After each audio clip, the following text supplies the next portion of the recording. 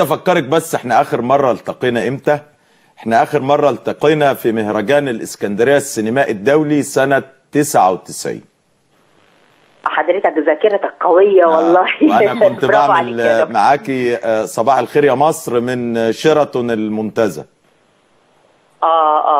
جميل والله. جميل لحضرتك فاكر. انا سعيدة يعني بجد، وبقالي مدة كبيرة انا فعلا ما عنديش نمرتك، بس فرصة بقى ان انت قدامي على الشاشة عشان احييك من كل قلبي على المجهود الخطير العظيم اللي انت عملته عشان شعب مصر، عشان توعية شعب مصر. انت عملت لنا توعية كبيرة جدا في حاجات ومعلومات كان لا يمكن نوصل لها، وما فيش اي قناة كان عندها الجرأة ولا اي اعلامي كان عنده الجرأة بتاعتك. والميزة ان انت مش كنت بتقول لنا كلام، انت كنت بتجيب لنا ده موثق باوراق بفيديوهات، اللي هو ما فيش حد يقدر، لا مجال لاي نوع من التشكيك. وده اللي خلى في ناس كتير متغاظه منك، في ناس كتير غيرانه منك، من نجاحك، من ان قناه الفراعين بقت بتتشاف طبعا بجنون.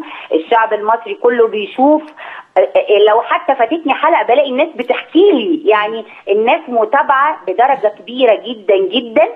وحقيقي يعني وقفه الناس النهارده، الشعب المصري اللي واقف النهارده في المنصه دول الشعب المصري الحقيقي اللي خدوا وعي كبير من خلالك. الله يحفظك. اللي فهموا ازاي ما حدش ياثر على عقولهم، ما حدش يديهم معلومات غلط، ازاي يحبوا بلدهم صح، ازاي يبقى عندهم الجرأة يبقى صوتهم عالي في الحق ويقولوا كلمتهم. النهارده فعلا اول يوم انا بقول حقيقي الشعب المصري بيقول كلمته.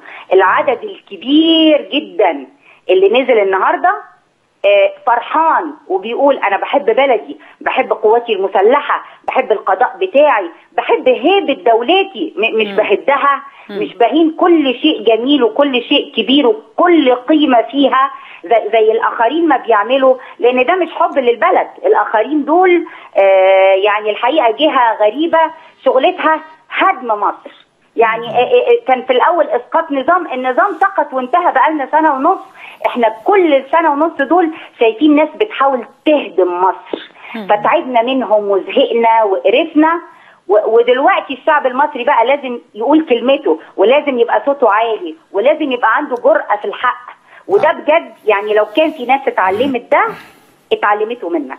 انا سعيدة بتأثيرك بجد على الشعب المصري الجميل اللي نزل عشان قابض، ولا عشان السمع والطاعة انه لازم ينفذ وخلاص حتى من غير ما يفكر ولا يشغل مخه، ولا عشان خايف من جماعة منتمي ليها لازم ينفذ اوامرهم. لا، ده شعب نازل يقول انا بحب مصر، بخاف على هيبة بلدي وقيمتها، محدش يقدر يهين مصر ولا يهين اسم مصر ولا يهين قواتها المسلحة ولا يهين قضائها ولا يهين الشرطة المصرية، مؤسساتنا العظيمة اللي بتحمينا، السند بتاعنا والدرع بتاعنا، ظهرنا الحقيقي.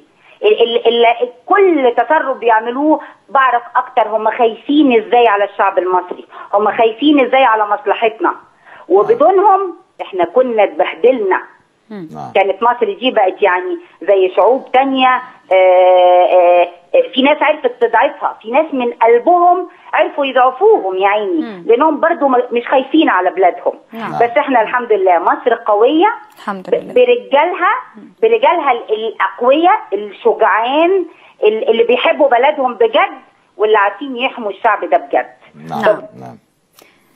يعني أستاذة إلهام، شكرا من كل قلبي يا أستاذة إلهام. يعني أنا استسمح حضرتك معايا؟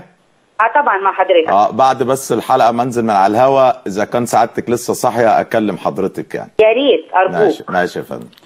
أنا أشكرك يا دكتور. شكرا جدا جدا.